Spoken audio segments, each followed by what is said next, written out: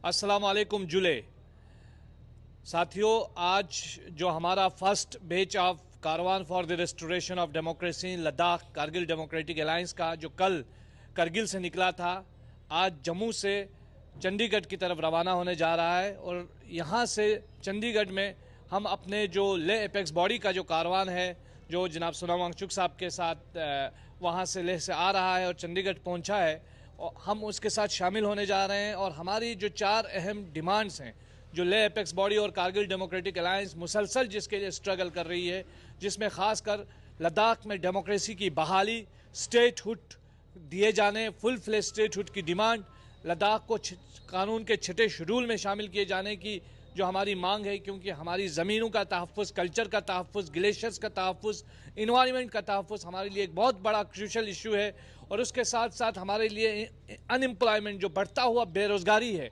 जिससे लद्दाख के जो यूथ्स हैं वो काफ़ी फ्रस्ट्रेटेड हैं। इस वक्त लद्दाख में कोई पब्लिक सर्विस कमीशन नहीं है। पिछले 4 से 5 साल में एक भी गेजेटेड पोस्ट की नौकरी किसी सिंगल लद्दाखी को नहीं दी गई है।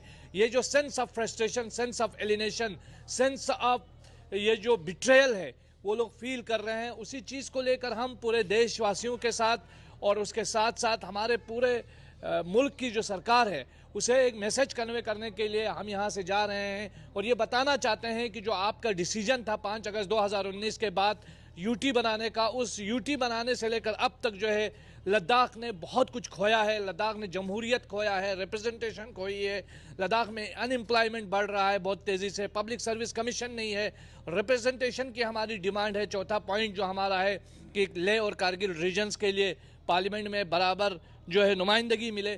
तो ये जो सारी डिमांड्स हैं, उन डिमांड्स को लेकर के हम बढ़ रहे हैं। हमें उम्मीद है सरकार हमारी इन बातों को सुनेगी। और ये एक सरकार को पैगाम भी हम देना चाहते हैं कि हमारी आपसे कोई व्यक्तिगत लड़ाई नहीं है, कोई दुश्मनी नहीं है। और जो यूटी एडमिनिस्ट्रेशन में जो काम कर रहे हैं, जितने भी वहाँ पे जो भी ब्यूरोक्रेट्स हैं, उनके साथ हमारा कोई पर्सनल प्रॉब्लम नहीं है। हमारा प्रॉब्लम इस सेटअप से है, ये जो एक आइडिया है जिसके तहत हमें चलाया जा रहा है, इससे है। क्योंकि भारत की पहचान लोकतंत्र से है। हिंदुस्तान की आज़ादी से लेकर अब तक पहली बार ऐसा हो रहा है कि जम्मू कश्मीर में इंतखाबात हो रहे हैं और लद्दाख के लोग अपनी रिप्रेजेंटेशन से महरूम है, लद्दाख में इंतखाबात नहीं हो रहे हैं। इन्हीं डिमांड्स को लेकर के हमारा ये पीसफुल कारवान आगे बढ़ रहा है।